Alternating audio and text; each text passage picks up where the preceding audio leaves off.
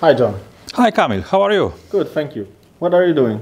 I have a problem with this touch panel. That's probably the best I can achieve. Sometimes it works, sometimes not. Okay, can I try? Of course. Oh, I see. Looks like it's not sensitive enough. So, what did you do? You know, I have tried to increase the sensitivity, but when I set it up too high, I got random production of coffee, even if there is nobody here. Okay, so you have something like ghost touch. Exactly. Which is really bad. Yeah. To be true, it works when I press it really hard. Ah, when you press hard. Like that. Oh yeah, I see it. It can work this way. That's not very comfortable. So what is your solution? I probably should prepare an instruction for the users how to operate it. Okay. What's your solution? Show me. Oh, like this. But I don't know if it's the best solution. Okay.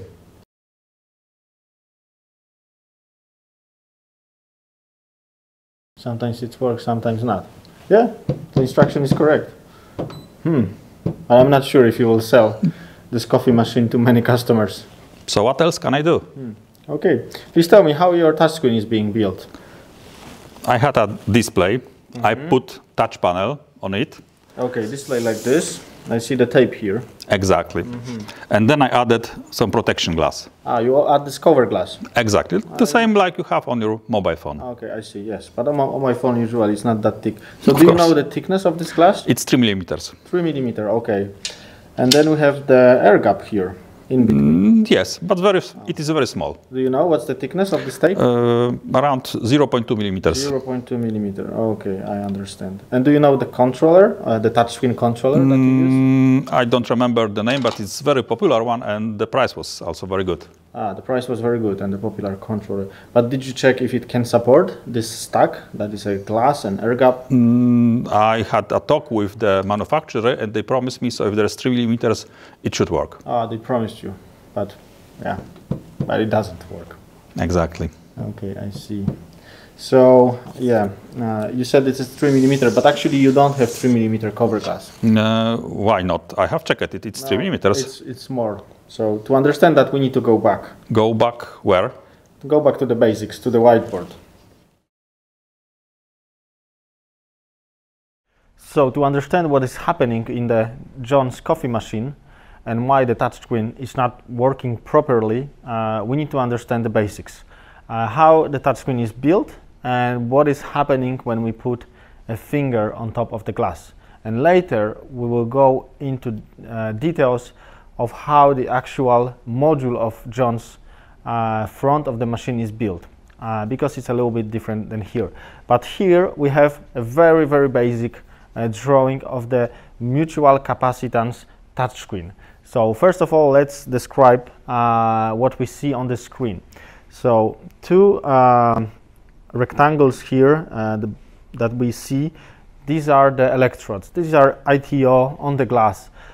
Basically, there are two electrical lines that are on the glass. They are invisible, but they are there and they are connected to the touchscreen controller. And the touchscreen controller basically is measuring the capacitance between, that is a mutual capacitance between these two electrodes.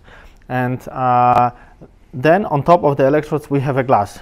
Typically it's like two glasses, because one glass is usually the sensor glass and the other glass is the cover glass.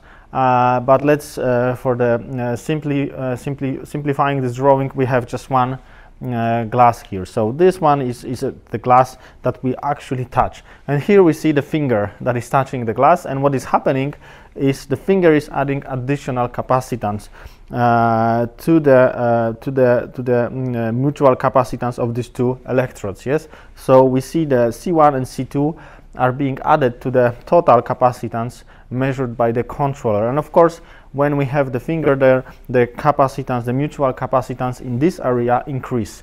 And this is something that we are measuring with our controller, and that's why we know where the finger is being placed and pressed. But let's go a little bit deeper, because this is a drawing and we understand more or less from it where the capacitance come from, but actually how does it influence the capacitance are the parameters that we have here on the drawing. So let's have a look on the formula.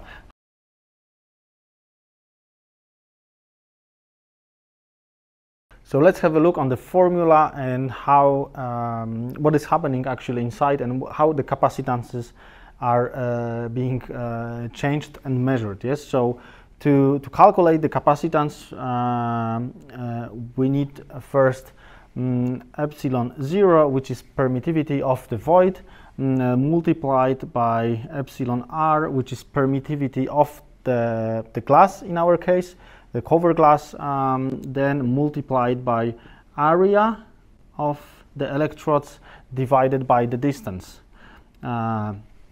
So in our case, the distance between electrodes that will be the finger electrode will be the D here, which is typically 1 millimeter or maybe 3 millimeter, depend on the project and the cover glass thickness, and the rest actually will be constant. Yes, so the void constant, the epsilon r relative permittivity of the glass is constant, and the D will be constant once we define our project.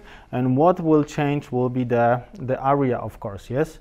So what is happening here, we have more capacitance than one. So we have one internal capacitance, which is a constant one, and then when we touch our finger to the glass, we are adding extra capacitances to the let's say overall value that the controller is seeing. Yes.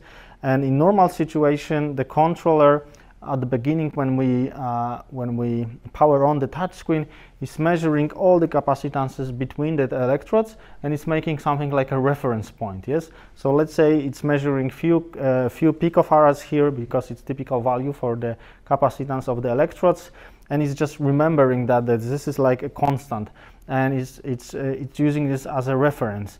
And when we touch the finger, we will add something. Yes. So first, when there is no touch, the extra capacitance equals 0, yes, because the area is 0, there is no finger, so we are not adding anything, we just have the internal capacitance. But once we touch our finger to the screen, area will not be 0 anymore. And this actually explains why John put the instruction on the coffee machine, press hard. Yes, please press your finger hard. Because what is being achieved by pressing hard is increasing the area of the finger. Yes, so when you press hard the capacitive touchscreen, you are not measuring the mechanical force in a typical application. There are special applications where you can measure the mechanical force, but let's say in most normal situations we don't measure that. But when we press our finger, we squeeze it more to touch the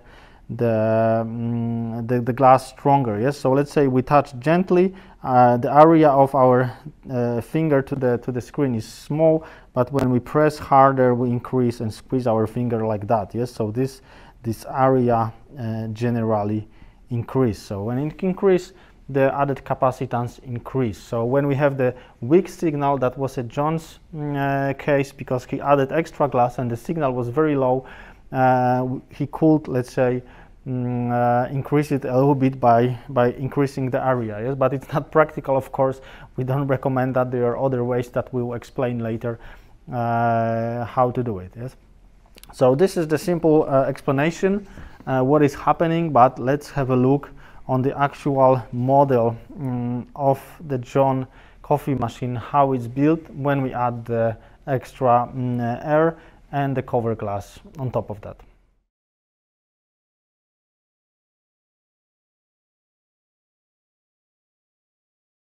Okay, so now we have the full, let's say, model of John's module, how it's being built, and we have added on this drawing extra glass that is that John added on top of his touch screen. And as we can see, this glass is a thicker one, because as John mentioned, this one was a 3 millimeter extra top glass, and then in between we have the small air gap. that is, let's say, separating two glasses. So the sensor glass of the capacitive touchscreen with the cover glass that is extra added by John, and this was like 0.2 millimeter only. But as we will see, it makes quite a difference. And then we still have the same glass. Let's say it is 1 millimeter, the regular cover glass of the touchscreen itself that was there already. So what we are changing right now, we are not changing the area. We are changing actually the distance in between the finger and the electrodes, quite significant actually when we see on this screen. And we are changing, of course, the permittivity, so the epsilon of each, because then we have a glass and we have the other glass on the other side, then we have air inside. So we need to understand first how does it change and influence the electrical field that is in between finger and electrodes actually. And I can tell you that the air is pretty bad for the electrical field, but we can of course calculate that, yes. So all in all, what we will do actually at the end of the day, we will use the same formula to calculate the capacitance, but we will calculate the distance that will be like the glass equivalent. So one glass is here, it's pretty simple. This is just 1 millimeter glass. The other glass is very simple as well. We have a 3 millimeter glass, so our distance is already 4 times bigger than before. But we also have this air in between, and we need to calculate the equivalent of the 0.2 air gap into the glass distance, and we will do it now. And once we will know this distance, how it will change, we will know how much will influence the capacitance that is seen on the controller side.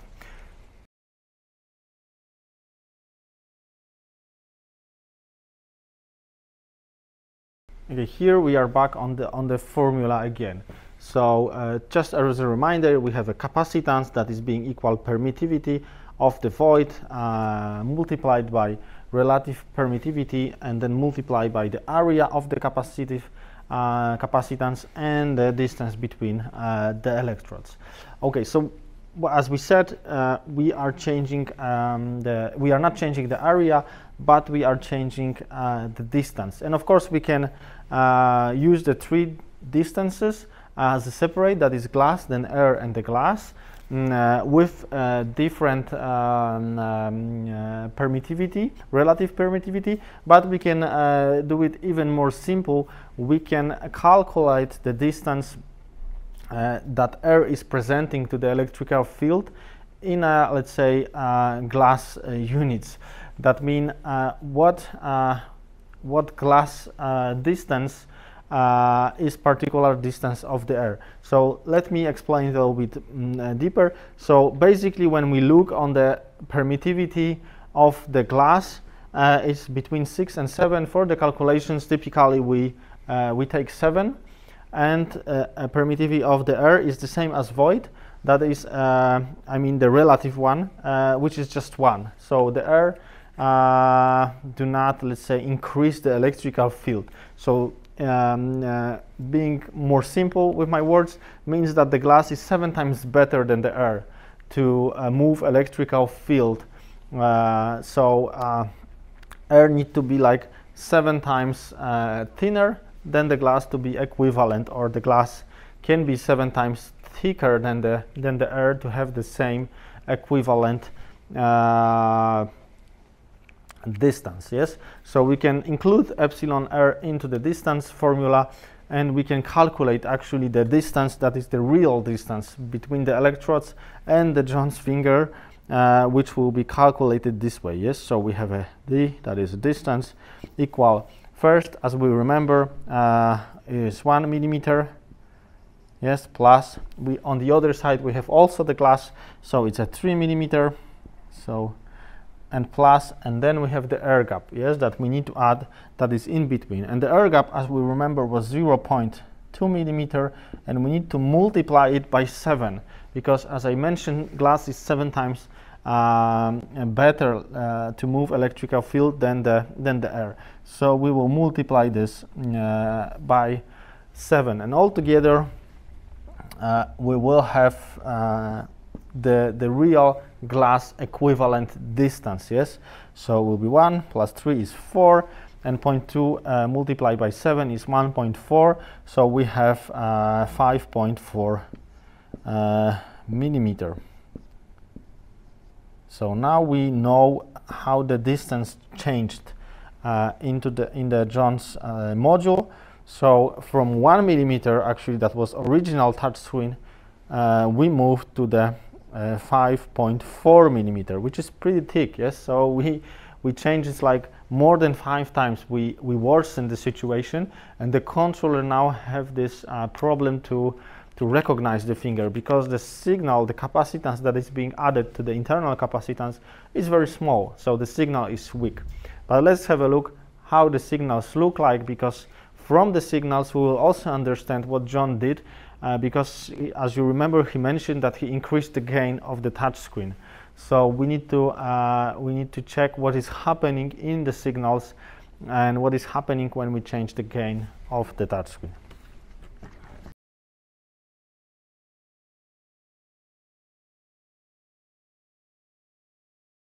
Okay, so let's have a look on this very simplified chart. So what we see here is actually the signal that the controller is measuring. And as we know, the controller is measuring the capacitance, mutual capacitance between electrodes. And when we add the finger, the capacitance is changed. And internally in the controller is being processed into the signal, let's say. Yes, so the number actually that is representing the capacitance on the touch screen between electrodes. So on this chart we see the signal, that is let's say this line, and we see the X, which is like the one of the dimensions. Yes, with the touch screen, as we know, we have 2 dimensions, X and Y, where we can measure where the finger is, but for the purpose of understanding here, the signal is just one dimension is enough for us. Yes, so the line that we see here is actually the signal of what this controller is measuring. This is like example signal, of course, when there is no finger. Yes, so actually it's measuring the noises from the background, but the noises from the internal circuit as well, because the capacitive touchscreen is basically like an antenna and is receiving a lot of different environmental signals, and the controller inside need to process this the noises into some signal, but of course the noises will be always there. And then changing the gain will change this level. But let's have a look first what is happening. Let's say somebody is touching the screen. So when we will touch the screen, we will see that this chart will change, let's say like this. Yes, so maybe that's not the perfect one, but it will be more like this. Yes, so we will have something like that. So we will have a signal there that is clearly above the noises level. Yes, and in the touch screen there are basically many parameters depend on the controller, but let's say the most basic ones, and sometimes the customers has access to them. There will be gain, so how the signals are being gained internally, and the threshold.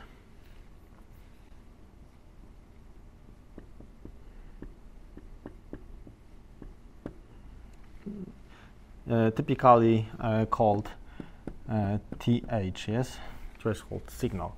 And the threshold signal is the minimum level that the signal need to achieve to be recognized as a touch of the screen. So let's say in our situation, threshold probably would be placed somewhere here. Yes.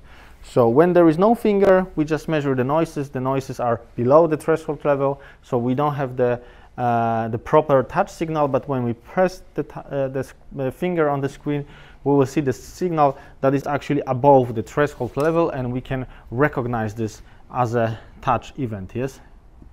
So now we know that the touch happened because the threshold is there. And as we know from the previous formula and the drawings, we see that what John did is actually increasing the distance quite significant from the electrodes to the screen by adding additional glass. And actually the John signal right now, when heated, when added the extra glass, probably look something like that, yes? So he significantly decreased the signal, and most probably originally his touchscreen will not work, yes? So what John needs to do actually is to increase either the gain, so to increase the signal, or decrease the threshold. And what he did is increasing the gain, but actually doesn't matter what he will do, he will achieve very similar situation. So let's remove this and let's increase the gain. Okay, so after increasing the gain or sensitivity, we will have the chart looking like this. Obviously, we will have the touch that is right now above the threshold level. So fantastic! We can now sense the touch, and this is what we actually wanted. Yes. So John achieved his goal. When we touch, we have this above the threshold line. But what is happening at the same time, unfortunately, because it's a consumer grade controller, and when we increase sensitivity too much, we will have the noises also increased, and we may have something like that here. So here are the noises that I had before, and they are very close to the threshold, or occasionally they may be above the threshold level, and then we will have the situation called a ghost touch. Yes, so we will have. So this is the actual touch where we have the finger. The signal probably is more clear, but here we have the small signal, but enough to be above the threshold line, and we will have something like phantom touch or ghost touch. Actually, we don't want that. Yes, of course, we don't want coffee to be made by itself, or in industrial or medical applications that could be even dangerous. Yes, so what John needs to do is like to balance this sensitivity or gain to keep the touch where the finger is above the threshold, but at the same time to keep the noises always below the threshold level.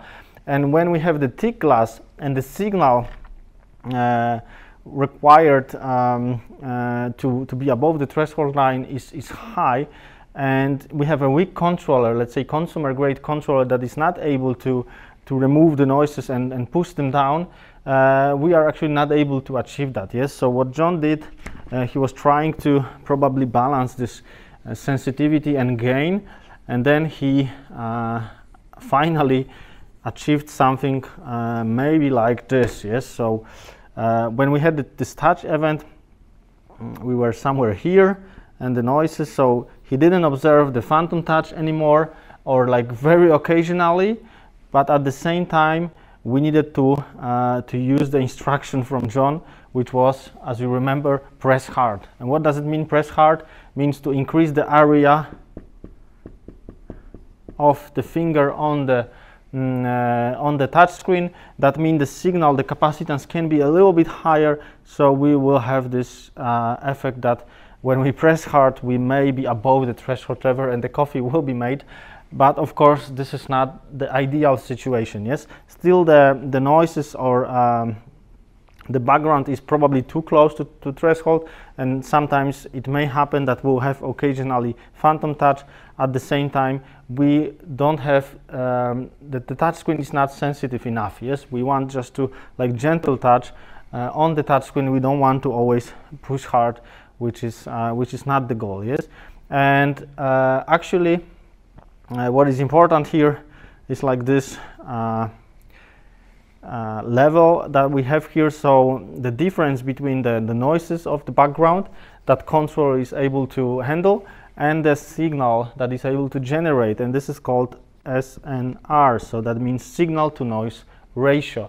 And the better the controller is, the more industrial it is, the higher the number here will be. We Typically, we measure this in decibels, and the higher the number here, not all the manufacturers show this number, but in general, we can expect that industrial controller will have this way higher than the consumer grade, and that's why we can achieve this this level way higher. Yes, so our goal, of course, is to keep the noises somewhere as they were, and then have very clear signal. Yes, so that means we need to process the signal and have ability to remove the noises from the signal. It's done both ways, on analog side of the controller, but also on digital side. When we have a signal processing, there are many algorithms actually in the advanced controllers that, for example, Riverdi is using to remove the background noises and to have the clear touch signal above the line. Yes, so this is in general principles of how does it work and why it cannot be achieved with the simple controller. Yes, because we are not able to keep this distance wide enough. When we are increasing the glass thickness, then the signal go down. We can increase sensitivity and gain, but this at the same time the noises are going up, and we are too close to this dangerous area when we may have this phantom or ghost touches. Yes. Okay, so this is theory on the whiteboard, but let's have a look how does it look in reality when we have the real touch screen being measured. Okay, so what we have here, I have in my hands industrial TFT display from Riverdi with, of course, industrial grade touch controller that we use in our IPS line, and I will show you how does it work in real world when we measure the actual signals on the screen. So what you see on the screen here is a 3D representation of the signal. So right now the blue level is actually the background and the noises. As you can see, they are very low. If we will switch on the TFT, there may be a little bit more noises from the TFT itself, but right now we have the perfect situation. We don't have any noises except the environment noises, and the controller is handling that very well, as you can see. And when I will put my finger on the screen, you see the signal that I was drawing previously on the whiteboard, and the signal is pretty strong. So as we see from the numbers, we have the background pretty close to the 0 level, and the signals that we achieve are like few hundred at least, let's say up to 500. We will need to go to 2D representation actually to see the actual values and numbers, but that's not very important right now. Important here is that we have this very clear signal. Actually, I can do a multi-touch, as you can see, more of them.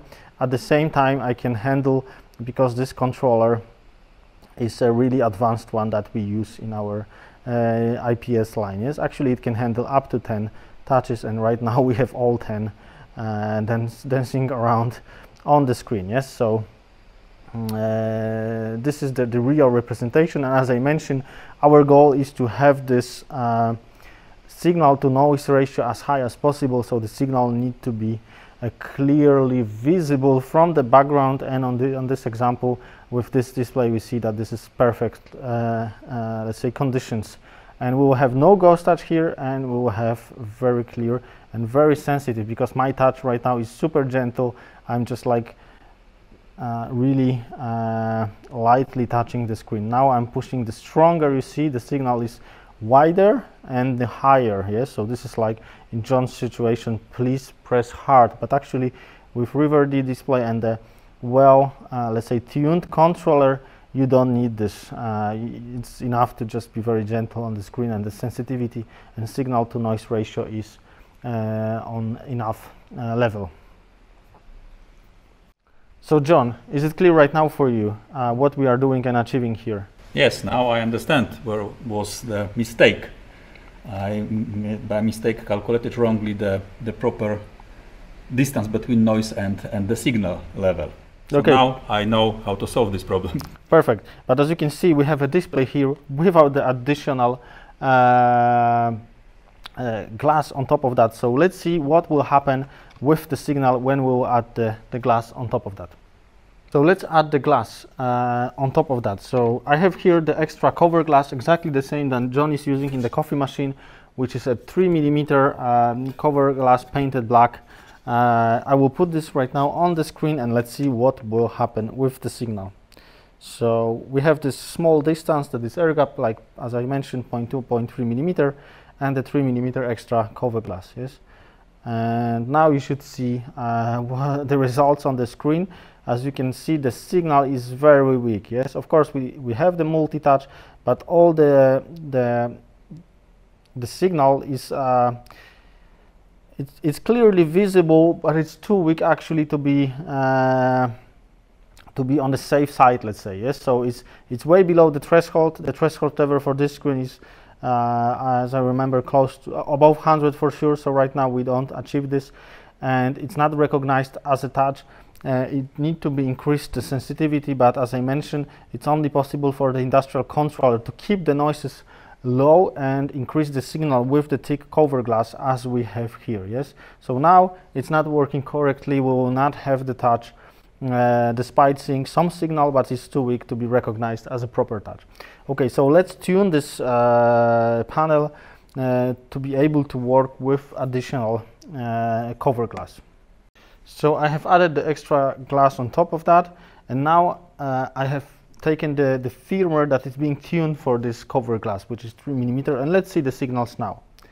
So as you can see on the screen, now even with the 3mm cover glass, we have clear signal, which is way above the noise level that is in the background, and we can clearly, let's say, read not only one but two and many more touches at the same time, and they are all above the threshold level for this touch. Even when I very gentle touch the touch screen, still the image of the signal is clear and will be counted as a proper touch. So we have solved the problem because we have low noises, and of course this is the simplified situation right now, but in general this is the case in a real world when we need to keep the noises low and the signal high, which you are able to achieve only with the industrial controllers that, for example, Riverdi is using in a displays. So now we are ready to improve the coffee machine sensitivity. So let's solve the John's problem and change the display in the machine to Riverdi 1 with the industrial touchscreen controller. Okay, so now we have replaced the display, but most importantly, we have replaced the touchscreen for the industrial Riverdi solution. And we can try this. So John, maybe you can try.